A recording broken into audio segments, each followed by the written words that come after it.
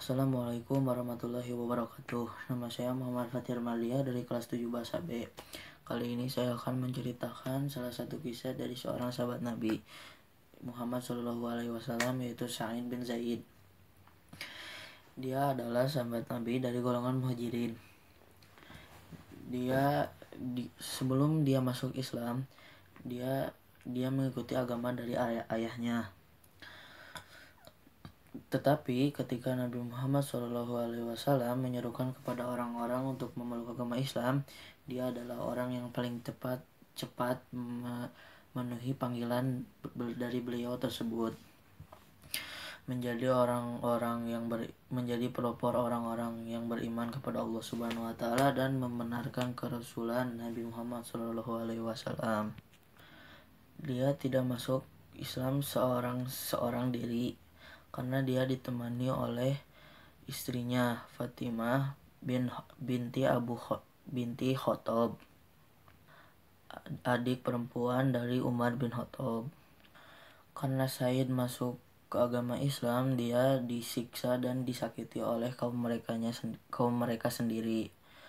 dia sendiri, supaya dia kembali ke agamanya yang dulu. Tetapi jangankan mengembalikan Said ke kepercayaan nenek moyang mereka, sebaliknya Sa'id dan istrinya mampu menarik seorang laki-laki Quraisy yang paling berbobot baik fisik maupun intelektualnya ke agama Islam, yaitu Umar bin Khattab. Selain itu, Sa'id turut ikut berperang bersama Rasulullah SAW di setiap peperangan. Setelah Sa'id menaklukkan Damaskus, Abu Ubaidah bin Jarrah mengangkat Sa'id sebagai wali kota di sana. Dialah wali kota pertama dari kaum muslimin setelah kota itu dikuasai. Di masa pemerintahan Bani Umayyah, merebak suatu isu.